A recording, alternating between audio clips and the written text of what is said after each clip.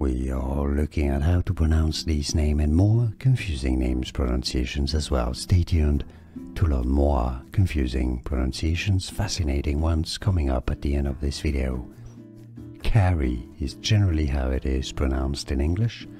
I think it has a Norse or Norwegian origin and it's said similarly up there. Kari. Some may pronounce it as Kari as well. How do you say it yourself? Let us know. Let everybody know in the comments. We are looking at how to pronounce these names and more confusing names pronunciations as well. Stay tuned to learn more confusing pronunciations, fascinating ones coming up at the end of this video.